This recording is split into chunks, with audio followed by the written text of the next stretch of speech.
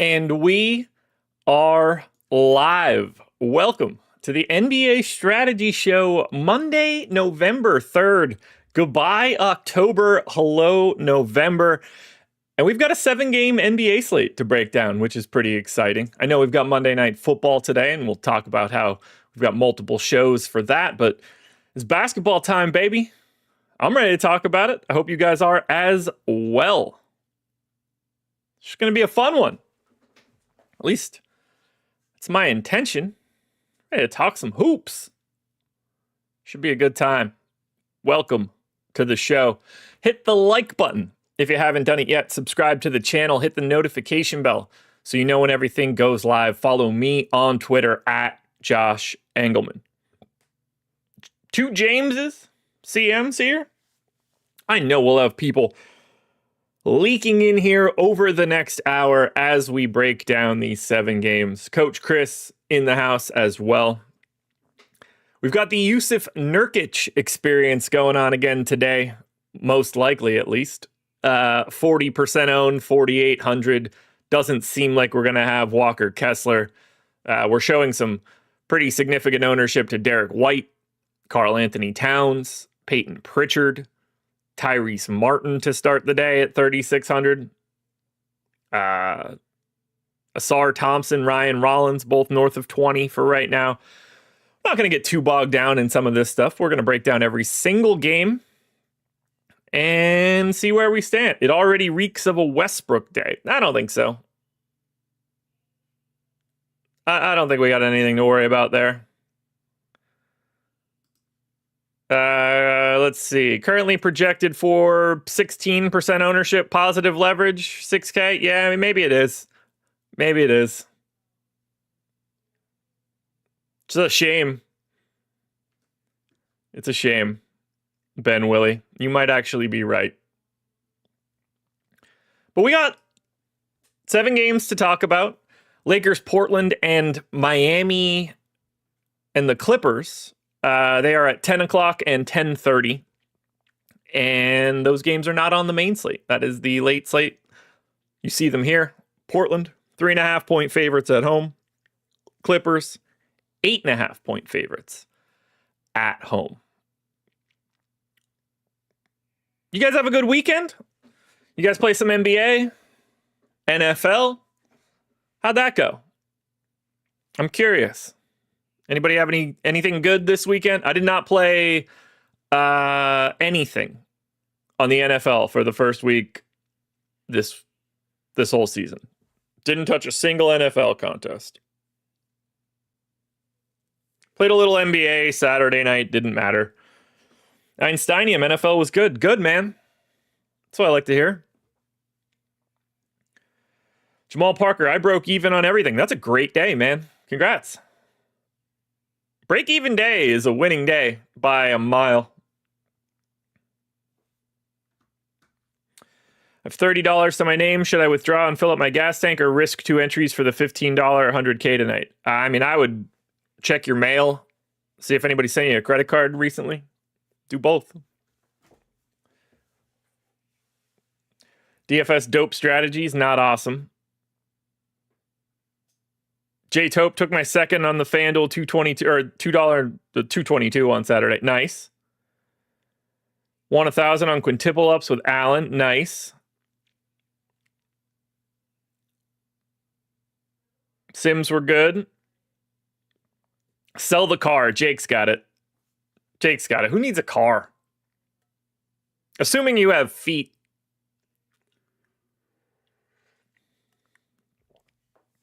All right, let's talk basketball. So I've got everything from the boom bust tool and the projections table from Stokastic loaded up here. We'll go game by game. We've got Minnesota and Brooklyn pulled up now. We can start on the Minnesota side where there's not all that much interesting happening here. Highest owned guy is going to be 10% to Jaden McDaniels. We are getting pretty heavy ownership to Tyrese Martin, 30% on the Brooklyn side. So let's talk through it. And I'll just touch on, the team to start. So, obviously, still no Ant for Minnesota. So we're getting the Mike Conley starting experience. I mean, defensively, this team's loaded. Offensively, this team's terrible. Right now, I've got them negative 2.1 plus minus offensively, positive 2.6 defensively.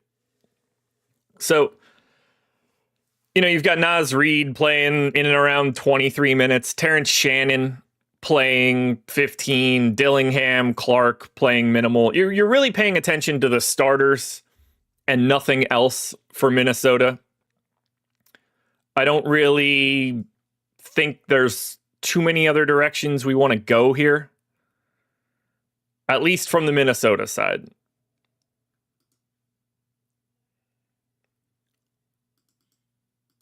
Like, highest optimal rate we have for anybody on Minnesota is Conley at 10. Same for his ownership, basically. There's a little bit of positive leverage there. Obviously, weird matchup against Brooklyn. I think the easier thing to talk about is going to be Tyrese Martin. Shooting guard, small forward eligibility. He's 3,600, and I will pull up yesterday's game log from Popcorn Machine, which should help to outline why we're doing this. Tyrese Martin played 27 minutes. Now, it was a blowout, as games tend to be when the Brooklyn Nets play. So Martin didn't close. In theory, he could have and played more. They closed with Noah Clowney over him and Yegor Demon a little bit, but played legitimate first half run, but you don't even need, is he good? No. But at 3,600 with guard forward eligibility, assuming he starts again, we got him in for about 25 minutes. That number can be higher, but even at 25 minutes, 30% owned, close to 30% optimal. Is he a good point per minute dude? No, like a 0.8 guy. But at 3,600, that's value you just can't get away from, especially with that position. So as long as Tyrese Martin stays in the starting lineup for Brooklyn today, he's going to be one of the top plays just because of his price and position. There's not too much more coming in from this game in bulk. It's just a sea of 10% owned guys.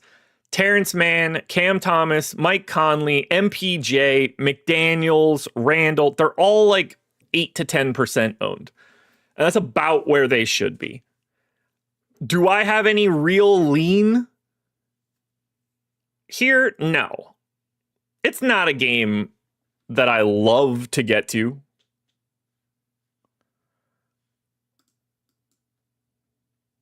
If we look at the analytical breakdown here, the weighting of Darko and EPM have Minnesota by 6.5. Pace of this game seems to be pretty slow. I actually have the over, oddly enough, which is not something I've been typically seeing, but Minnesota's like a +1 team. The Nets project as a -7.5. So we do have that right now. Do you guys want anything from Minnesota and Brooklyn outside of Tyrese Martin? It does strike me as a pretty solid Julius Randle day. But, 8% owned, 6% optimal, 27% boom rate. He's just a guy. Zane, you're getting to me. You're hearing that as I'm saying it, I'm guessing. He'd be the guy that I think I'm interested in, but I don't anticipate having a ton of exposure to this game. One, nobody really looks that great. And two, I don't really need to lock myself in at 7 o'clock when we've got 2 7:30s, 2 8 o'clocks, and a 9 o'clock tip-off. Oh, Anthony, Ben Willie, Travis, and Fizzy Facts all mentioning Gobert. Okay. I'll have that conversation. I mean, he's one of the worst that we have in here. Center only, 6,600, 2% owned, 2% optimal. There's not much there. Oh, we didn't take a look at the slate specific cheat sheet yet. Let's do that. Let's get back to all games so we can see where the leverage is for the day. I know that's tough to see, but I'll walk you guys through it. So we've got Jalen Duren pulling some decent ownership, positive leverage. Giannis heavily owned, Jokic heavily owned, Towns heavily owned, Derek White heavily owned, Yusuf Nurkic obviously heavily owned. Nurk, pretty big negative leverage. Towns, pretty big negative leverage. We're seeing some positive leverage on Russ, on D'Angelo Russell, a little bit on Asar, Siakam, Cade. Some of the guys that are pulling some ownership that are negative, Josh Minott, Quentin Jackson. Interesting look at the slate so far, though. I mean, I understand the appeal of a Rudy Gobert. That doesn't shock me. Here's something I want to show you guys that I was looking at. I set this up yesterday. So let's look at Julius Randle, for example. The first thing we're going to look at. So these are his fantasy points. I simmed this game 10,000 times. So Minnesota won like 5,700, whatever. The green is the fantasy points that Julius Randle scores when they win. The red are the fantasy points that Julius Randle scores when they lose. Now, like, this is obvious when you think about it. You just don't think about it all that frequently. But it is one of those things where it's like, okay, that's, it's a pretty big swing between wins and losses. Now, here's the one that blew my mind the most. I started looking into player correlations more than I have recently. So these are the correlations for Julius Randle to everybody else on his team. And we can do that in wins and losses. But this is something that I thought was really interesting. So like this third guy in here is Dante DiVincenzo. When Julius Randle has a good game, he is not, like, nobody comes with him. Do we see that? And when they win, it's more extreme. So in games that Minnesota won, and if you have Julius Randle, it's more negative correlation than I expected to a second Minnesota Timberwolf. And that is across the board. If I go to like Brooklyn, it's the same for MPJ or Cam Thomas. It was more extreme than I expected. Just want to put that out there for right now. Even thinking about team scores during wins and losses. Like the line in this game is 8.5. I don't have it that extreme. No ant matters. But when Minnesota wins, I have the average score at 122 to 107. When Brooklyn wins, it's 121 to 108. It's really weird to think about it like that. I don't have anything else I want to say about this Minnesota and Brooklyn game, though. As long as Tyrese Martin starts, he'll be a very popular play. I don't think there's a single legitimate priority from Brooklyn and Minnesota. I mean, I guess there's some positive leverage on Cam Thomas. That's mildly interesting. And we do have some pretty sizable negative leverage on Martin, but at his salary, I don't think it matters. Probably a little bit too much on Randle given his ownership. But I guess Cam Thomas may be slipping through the cracks here. 9% owned, 12% optimal. Yeah, Einsteinium, like it definitely makes sense. I sort of expected, because I went through a bunch of guys then. I thought some of the more like high usage guys would have some positive correlation with like low usage guys. You know, like this isn't a good example, but like Josh Giddey and like if there was like a low usage rim running center on the Bulls, I would expect those guys to have a better correlation, but that doesn't appear to be the case. I don't want to send people down the wrong path for Cam Thomas. All right, let's go to Milwaukee and Indy. Start on the Milwaukee side. Actually,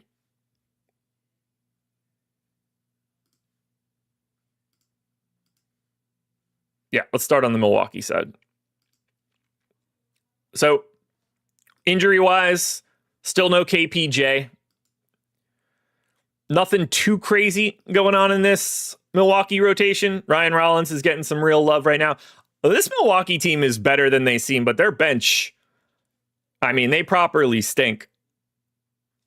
But, I mean, Giannis papers over so many issues. It's nuts.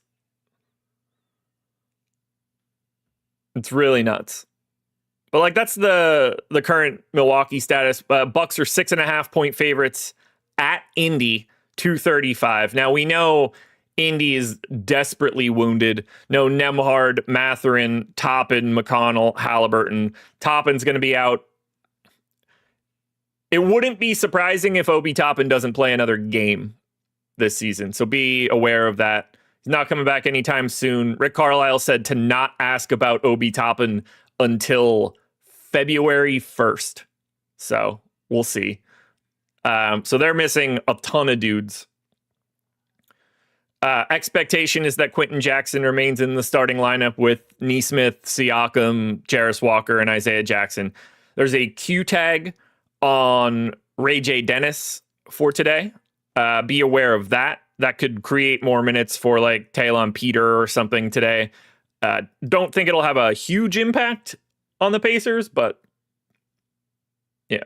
Z Rich, Milwaukee bench stinks. They have 8 guys averaging double figures so far. I mean, that's not at all how I would determine whether a bench is good. Their points per game.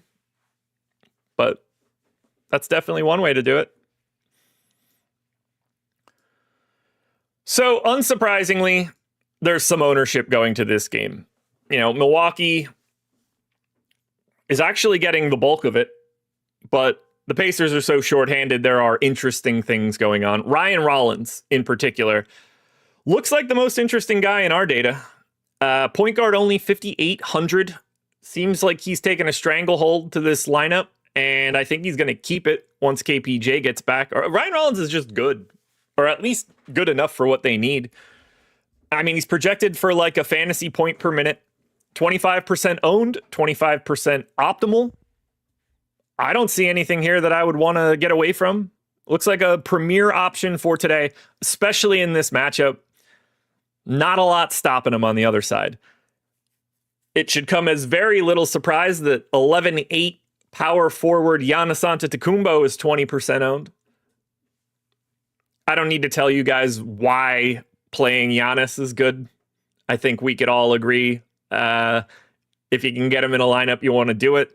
And a matchup against Isaiah Jackson, Jay Huff, who's the other idiot? Tony Bradley. I mean, they got nobody to stop him. And it's not like Pascal Siakam's going to raise his hand and be like, yeah, I'll do it for 33 minutes today on a Monday in the regular season.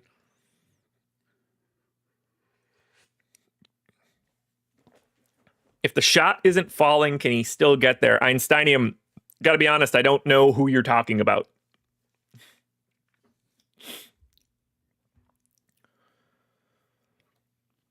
But then we also have about 15% ownership coming into Jarris Walker, Pascal Siakam, Revenge Narrative Alert Miles Turner, and Quentin Jackson. So we do want to keep our eye there. Johnny Furphy getting a little bit of love as a value option. Oh, Einsteinium, Rollins. Yeah, I mean, you don't... No one can get there if their shot isn't falling. Unless they're, like, just going to shoot 30 times. So, don't think about it like that. There's not a single player you should click on if you think their shot's not falling. you know? I assume Miles Turner will be a big talking point today, given the return to Indy. Yes, they are going to boo the living shit out of him. I think he is very unliked at this moment. I mean, 15% owned, 15% optimal. You kind of wish you could get like a sneaky run at him today, but I don't think it's going to be all that sneaky. I mean, the matchup's great for him. He certainly looks good. I will have him. I don't have much of a stand, though. Okay, I mean, you guys... Everybody screamed Gobert before this. You want Gobert or Miles Turner today? Because Gobert is massively less interesting on paper. But you guys couldn't get Gobert answers in fast enough. Did Turner request a trade? No. He was a free agent. Danny says Gobert. Zane says Turner. Anthony says Gobert. Okay. Right now, love Rollins. Giannis is who he is. If I'm looking at the indie pieces, $9,500 Siakam is a little scary. I think Quentin Jackson, assuming he maintains that starting spot, will be the easiest guy to get to it from the Pacers at 4,700. Turner, not even close. Turner, yeah, it's Turner for me as well. Correct answer. I can't imagine Miles Turner actually hates Tyrese Halliburton, but you never know. Game number 3, Utah Jazz, Boston Celtics, the battle of the Ainges. Danny Ainge and Austin Ainge now with Utah, formerly of the Boston Celtics. It appears that Walker Kessler is not going to be playing today. Utah on a back-to-back, so we do not know that for sure. Keep it in mind, though. He did not travel with the team to Charlotte. Doesn't mean he can't be there today. We're also getting pretty heavy ownership to Derek White and Peyton Pritchard. Derek White at 7,200, Peyton Pritchard at 6,300.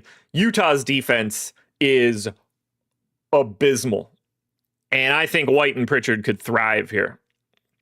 We're getting 20% ownership to Josh Minot.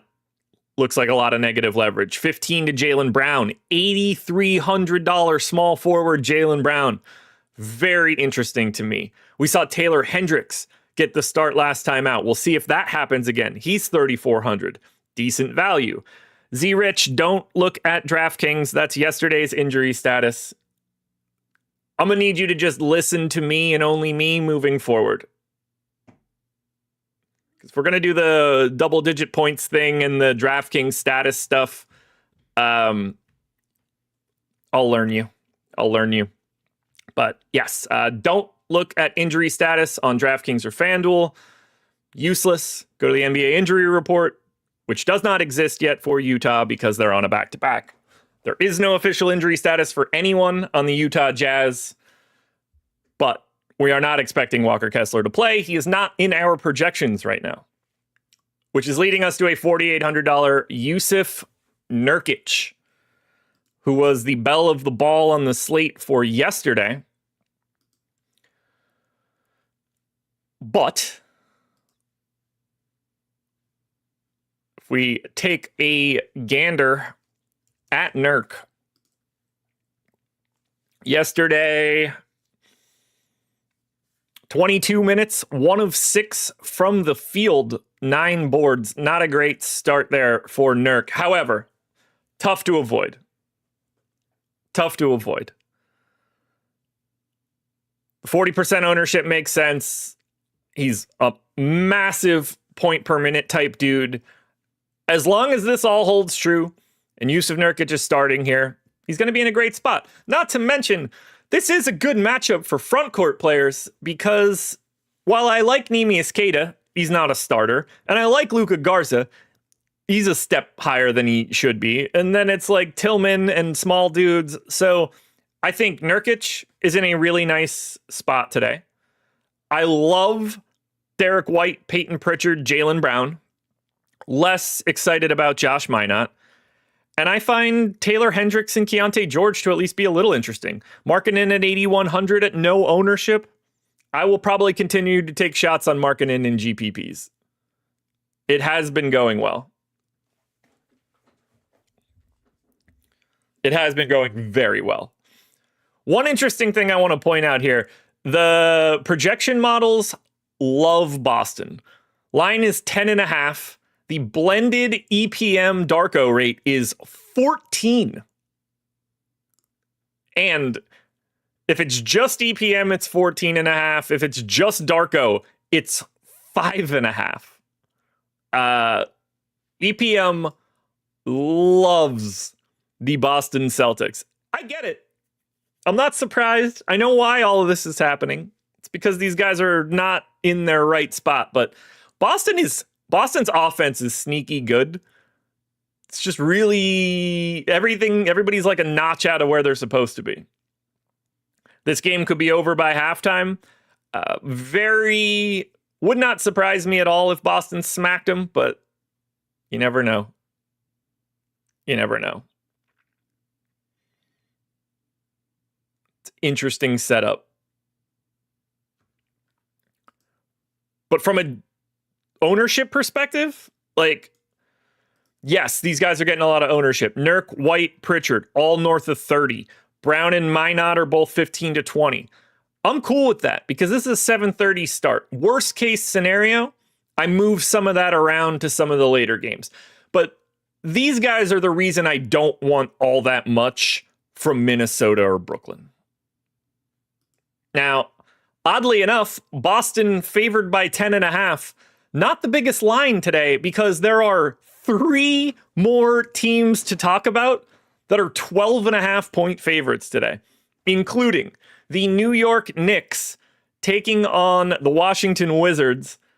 The Knicks are 12.5 point favorites at home for this one.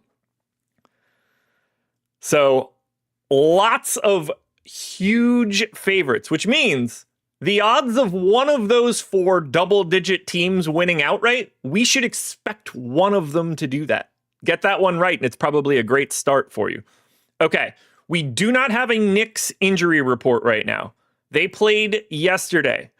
I am not expecting Mitchell Robinson to play in this game. I'm expecting Miles McBride to get the start in place, I guess, of Mitchell Robinson. Cat playing on the back-to-back? I mean, obviously anybody can be out on this back-to-back. My expectation for sure is Mitchell Robinson. If there's anybody else, that's possible too. We'll find all of this out at the 1:30 injury report. So I don't want to go too crazy on this one. I will say that while the line is 12.5, I've got it at 16. This Wizards team, I mean, you want to see a lot of red on the screen? Look at this lineup for the Wizards.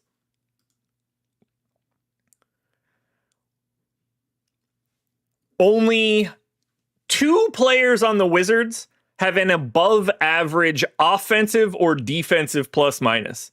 CJ McCollum on offense is 0.9 and Keyshawn George on defense is 0.1.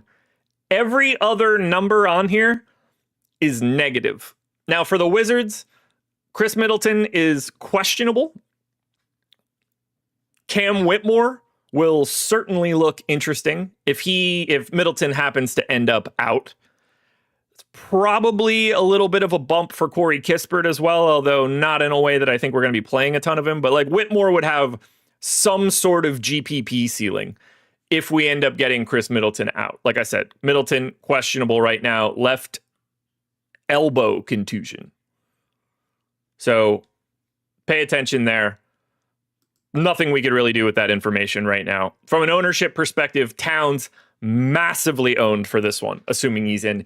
8,500 power forward only, but assuming there's no Mitchell Robinson, we're going to get Towns playing the 5, and that is where you get his best stuff. So while we have him with some negative leverage, I'm a huge fan of Karl Anthony Towns, assuming he's playing in this game. After that, 10% ownership to Sarr and Brunson.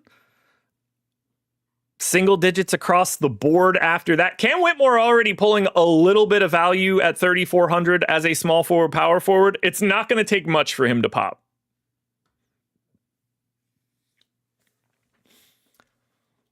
After that, I mean, like, we know what we're doing with the Knicks already.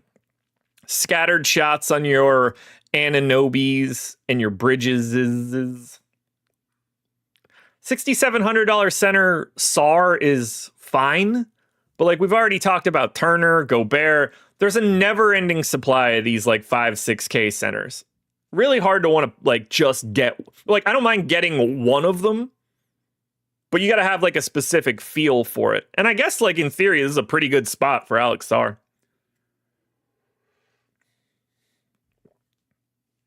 But there's not too much here. But remember, 10.5, 12.5, 12.5, 12.5.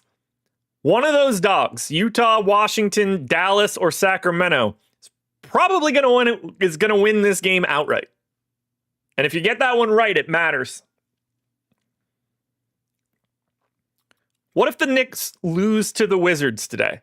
You're going to want Sarr or CJ or Keyshawn George. Something in here is going to be very valuable if they're the team that pick up the dub. All right, before we go any further, I have to mention, here's some of the screenshots that popped up over the weekend, whether it was NBA, NFL. Some Stokastic people had some good days. You guys can join us. It's very easy. There's a link in the description of this video. You click that link, you can sign up through one of our partners, whether that's a pick'em site or a sports book or a social book. Sign up through one of those links, make your qualified deposit there, and let us know. There's instructions on the page that you click on. Once you do that, you're set. You get a free month of The Sims. And those signups, they stack up. So if you sign up for 3 different offers, make your qualified deposits, you send us those emails and those screenshots, you can get 3 months of The Sims. You won't pay us a dime. It's very easy to get in at Stokastic. Click the link in the description if you're interested. Alrighty, let's go to Dallas and Houston. As I mentioned, 12.5 point line in this bad boy as well. For Dallas, no AD, no Lively, obviously no Kyrie, and Dante Exum feels like he's never going to play. I'm not a believer in this Dallas team right now. They don't have there's just no offense to speak of. Negative 3.2 as a team. Even their defense with no Lively and minimal Gafford, no AD, defense falls off too. This is a really bad Dallas team. That's why they're 12.5 point dogs. And I got it at 13.5. So not loving that side. From the Houston side, Jabari Smith is questionable. We want to pay attention to that. That would free up a lot of playing time. No Dorian Finney-Smith for this one. But if we do happen to get Jabari Smith out, that will matter. Whether that ends up being, Reed Shepherd into the starting lineup, whether that ends up being Tari Eason into the starting lineup, depending on how they want to do it. At the very least, we're going to have 30 plus minutes that we need to reallocate through these teams. Shepherd will get a couple. Adams will probably get a couple. Adams, in theory, could start at that point in time and they take Okogie back out, but I don't think they're going to do that. I would expect it to be Eason, but like Jayshawn Tate might see the rotation at that point. They're going to have a lot of minutes to go around. So that Jabari Smith news, while it won't matter much for Jabari Smith, it does matter for getting to the rest of Houston. Now, we don't have a ton of ownership in this game. The most owned guy is already small forward, power forward eligible Tari Eason. But then it's 15 to Amen Thompson, around 10 for D'Angelo Russell, who feels under-owned. We've got him at some of the most positive leverage in the tools right now. Jabari Smith looks fine, but if we give up 33.5 minutes, that's going to open something up. After that, there's not that much love, but you could see 4K Josh Okogie look different. Reed Shepherd at 4,300 could look different. Steven Adams. Something could be here if Jabari's out, but if he's in, it's probably filler. It's probably filler. Do you guys like anything in this Houston-Dallas game? Obviously, Jabari is a big swing piece. When do they move Clay to the bench? Should be starting D'Lo. I mean, I don't really think it makes much of a difference who starts given this team right now. Not that I disagree with you. I don't know. It's just nothing matters for Dallas right now. So just keep Clay happy. I mean, the shooting helps. They don't have people that can shoot. So he does serve a purpose in that starting lineup. It's not like Gafford's going to be knocking him down. You know, PJ Washington's fine. Flag's a rookie. Flag coming out party today? Whoof. I mean, we have him with the lowest ownership of anybody today at 6,900. Yeah, there's no surprise Flag isn't being a good point guard considering he's a power forward. Like, maybe play people in the right positions and everything will work a little bit better. Stupid Dallas. I got to be honest, I kind of like Amen Thompson today at 15% ownership, but we've got him with a little bit of negative leverage. All right, we do have one more 8 o'clock game that isn't projected to be a giant ass beating. That is the Memphis Grizzlies, 4.5 point underdogs at home against Detroit. Now, there is no ownership coming into Memphis at all. Look at the ownership on this right now. In order, it goes Detroit, Detroit, Detroit, Detroit, Detroit, Detroit, Detroit, Detroit, Detroit. And then you get to all of the Grizzlies. Everybody on the Grizzlies is below the Pistons. Now, that'll mix itself up throughout the day, but we're seeing pretty sizable ownership to Jalen Duren. We're seeing pretty sizable ownership to Asar Thompson. We're seeing decent enough ownership to Cade and Tobias Harris, who is questionable, by the way, and can create some value for Ron Holland, Javonte Green, Karis LeVert. The Pistons look awesome in this spot right now.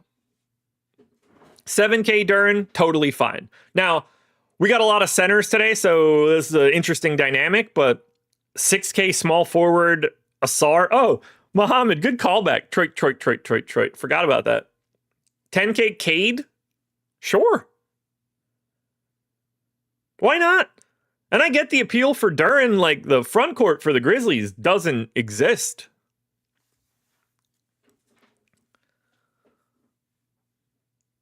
We get Ja back.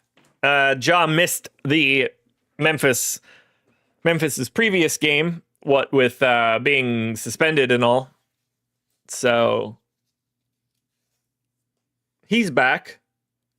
What that ends up turning into, who knows? I don't know how he's going to react to that, but 9,400 for Ja, I don't see it. I don't want Santi Aldama. I mean, 8,400 for Triple J at no ownership is at least worth a conversation, but there is nothing to be found for the Memphis Grizzlies. Zilch. Where do I see Ja playing by the deadline? Memphis.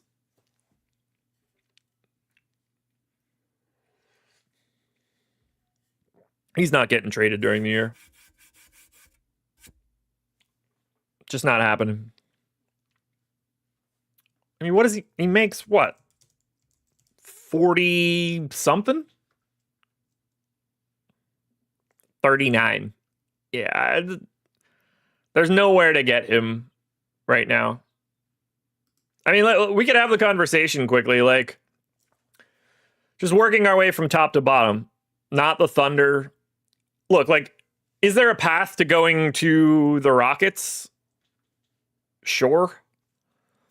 Certainly not the Nuggets, Clippers, Warriors, Celtics, Cavs, Knicks. Makes some sense in Portland, I guess.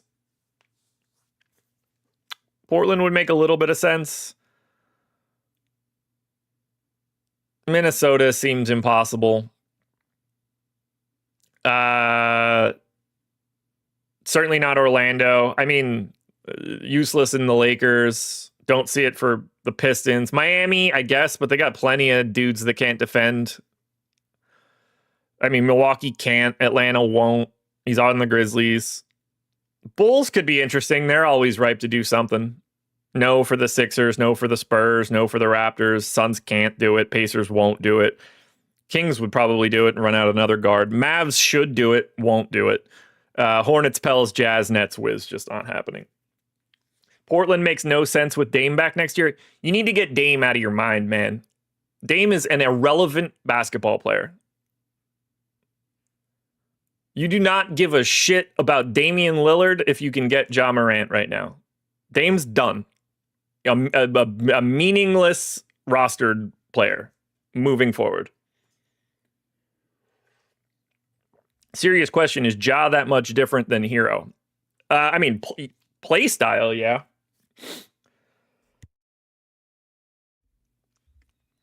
Yeah, I agree. Now, Scoot is a different question there. But Dame is a completely meaningless thing. Damian Lillard will be 36 years old next year, coming off of an Achilles tear. He's a bench guard or a starting guard for a team that stinks. But Damian Lillard will never be a relevant basketball player again. Period. Final game of the main slate. Sacramento Kings, 12.5-point dogs in Denver, taking on the Nuggies. So, for the Kings, Malik Monk, out. Keegan Murray, out. Devin Carter, questionable. Dennis Schroeder, questionable. Zach LaVine, questionable. All those Q tags make it so that we should not take anything seriously for Sacramento right now. Okay, so we're going to put that one out there first. Denver. Probable Murray, probable Cam Johnson. Everything that we're used to knowing for Denver, totally fine here. As of right now, the highest owned guy in this game is Russell Westbrook.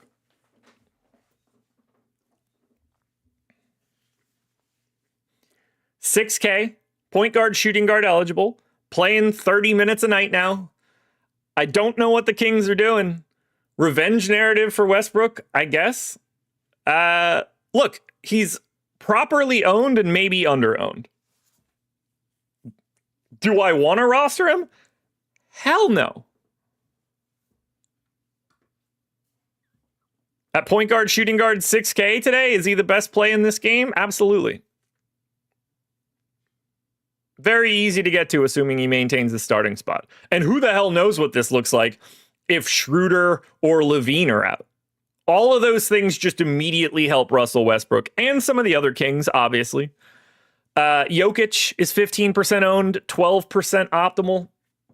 Meh, it's fine. Like, yeah, I like him. Yeah, I think he should play well. Yeah, the Kings defense stinks. Like, everything's on Jokic's side, but he's 12K. Like, is he going to be projected to have a triple-double? Pretty much. If I had 50% of Jokic at lock, would I be mad? Of course not. But it's not like he just jumps off the page right now. Christian Brown looks fine at 5K, but the rest of these Denver guys, you just kind of fit in where you can. 7,900 for Murray seems a little healthy, but I mean, he should thrive against Russ, LaVine, all these other idiots. But really at the top, I think the best play in the Kings-Nuggets game that isn't Nikola Jokic is, in fact, Russell Westbrook, which nobody wants. Nobody wants that at all. Give me Rollins as a pivot with that Westbrook ownership. Coach Chris, Ryan Rollins is 15% owned more than Russell Westbrook. I'm not sure you're going in the right direction there.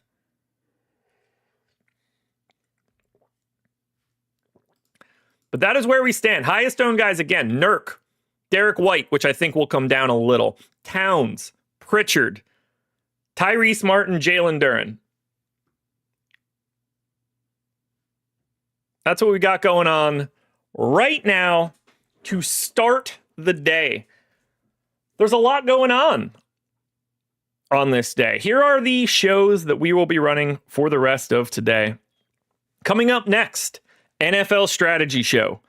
You get Laffy and Greg breaking down some Monday Night Football. And shout out to our man, Dave Loughran. You guys used to know him as Laffy_D on Twitter. No longer. He has been freed from the shackles. He got his D removed. So be nice to him during the 10 o'clock show for the NFL. His D has been removed. He is now just at Laffy on Twitter. He got his handle. Tonight, 6 p.m. No deeper dive tonight because of NFL. So myself and Eric Lindquist will be on Live Before Lock. Laffy will be on NFL Live Before Lock with Spags tonight for Monday Night Football. He and I will have a perfect lineup out in a bit. But now we've reached the time of the show that I think we all love. It is time to build some lineups in the single lineup simulator. We call it the starting five.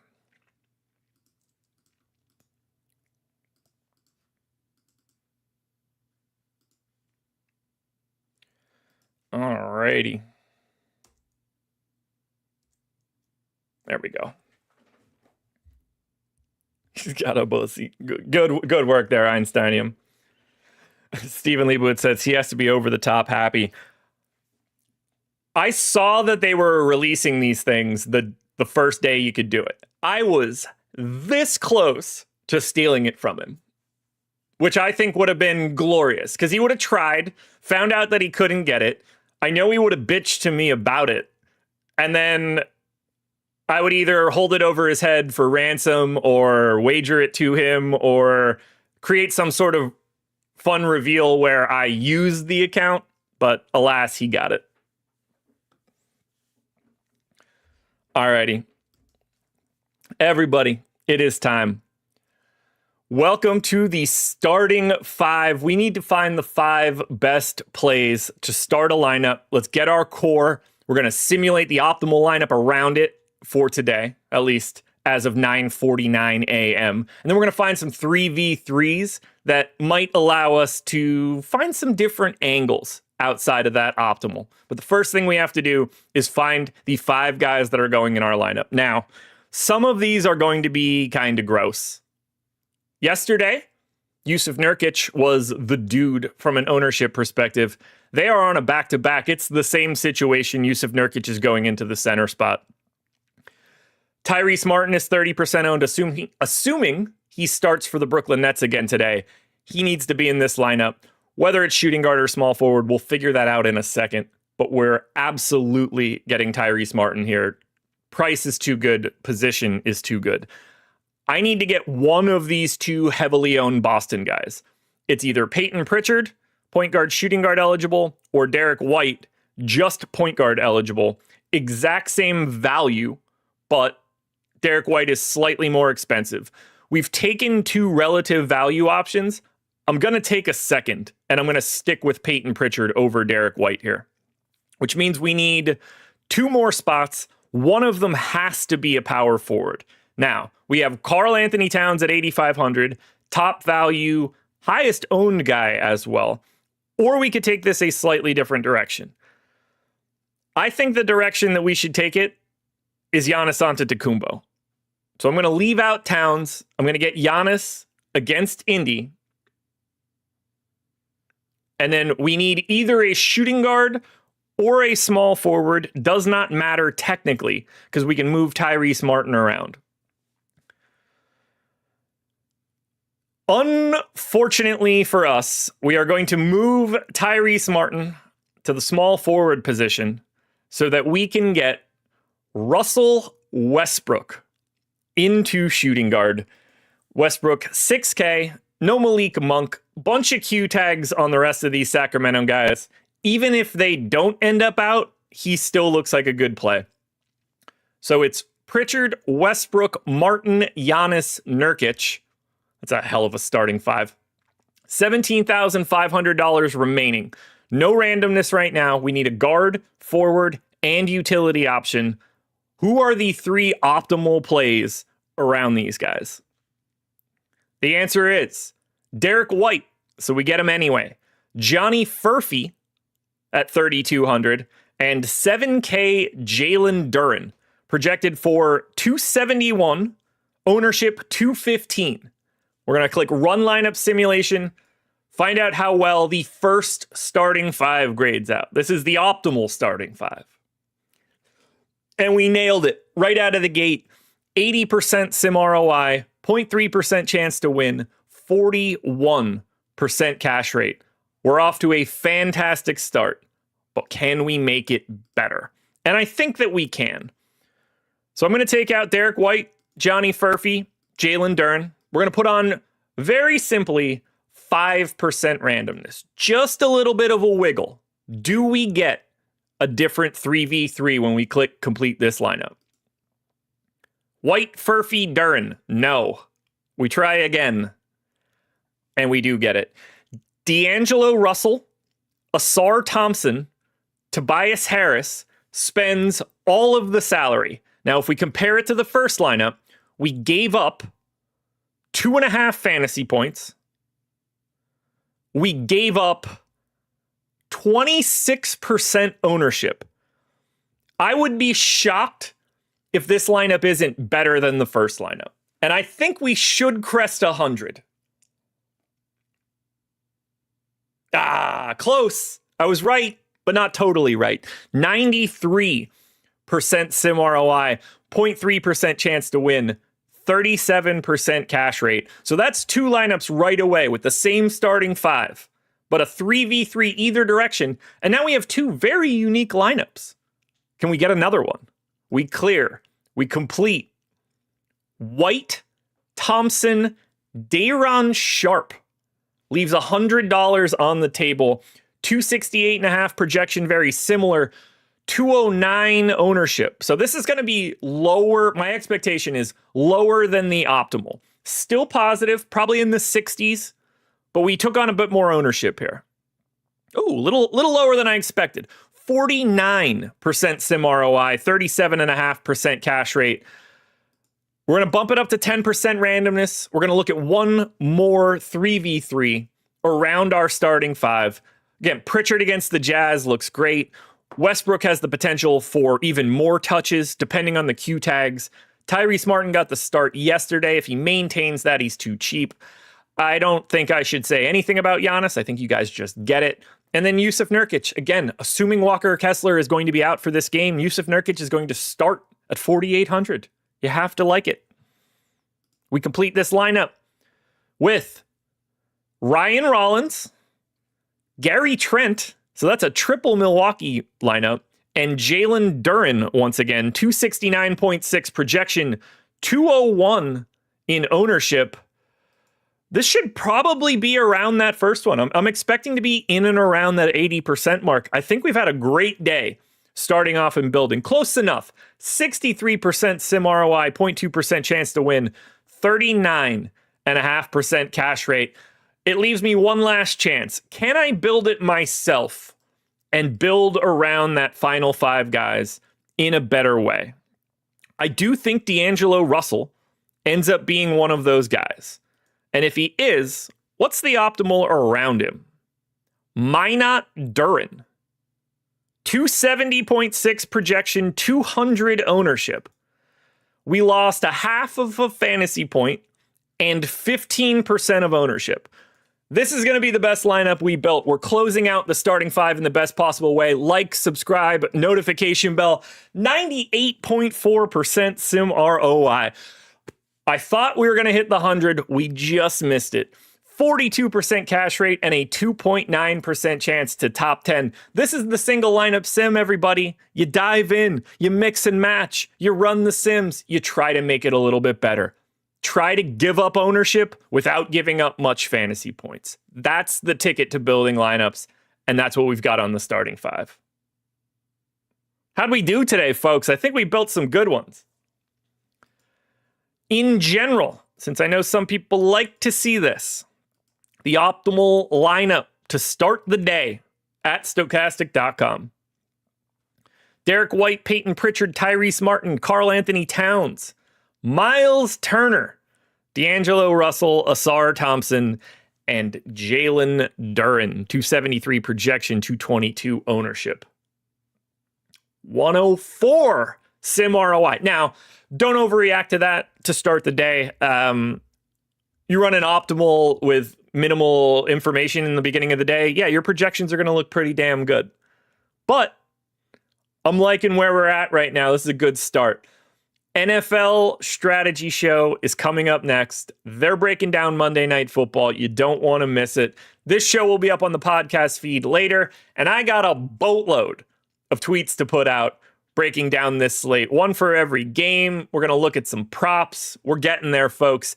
Everything I've got of value on the sports betting side or pick'em side is going to be on Tails. Follow me there. That is the best place to be. Link in the description. Welcome back, guys.